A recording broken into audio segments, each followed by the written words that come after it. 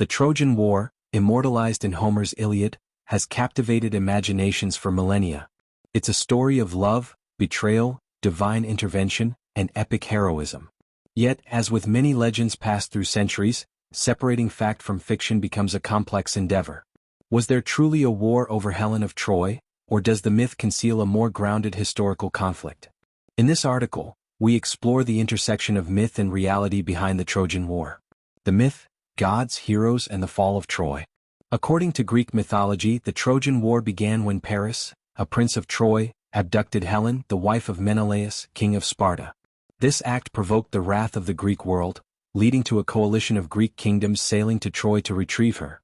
The war lasted 10 years and featured some of the most iconic characters in ancient literature: Achilles, Hector, Odysseus, Agamemnon, and more. Divine beings played a central role. Hera, Athena, and Aphrodite manipulated events, while Zeus looked on from Mount Olympus. Achilles' near invincibility, Hector's noble death, and the infamous Trojan Horse, which led to the city's downfall, all contribute to a story that blurs the line between legend and historical narrative. The reality, archaeology, and history. For centuries, many believed Troy was purely a fictional city. That changed in the late 19th century when German archaeologist Heinrich Schliemann excavated what is now believed to be the site of ancient Troy in modern-day Turkey. At Hisarlik, Schliemann uncovered the remains of several layers of ancient cities built atop one another, including one that showed signs of destruction consistent with a war around 1200 BCE. Historians now consider it likely that some form of conflict occurred at or near Troy during the Late Bronze Age. However, it was likely a commercial or strategic dispute rather than a war over a single woman. The region was a crossroads for trade between the Aegean and the East, and tensions over control of these routes could have easily sparked conflict. Additionally, the war may not have been a single event but a compilation of several skirmishes between Mycenaean Greeks and Anatolian cities over time. The Greeks may have passed down and embellished these stories, eventually fusing them into the legendary narrative we know today. Myth as memory.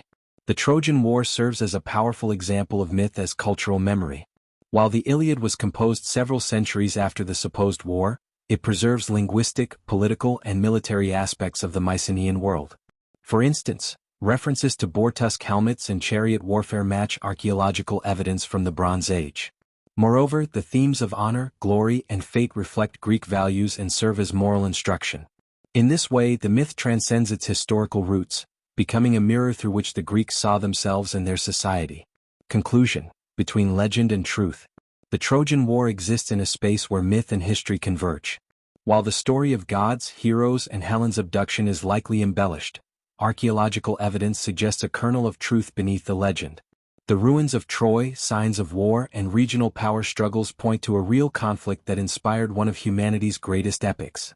Ultimately, the Trojan War may never be fully proven or disproven, but its lasting influence on literature, culture, and our understanding of ancient history remains undeniable.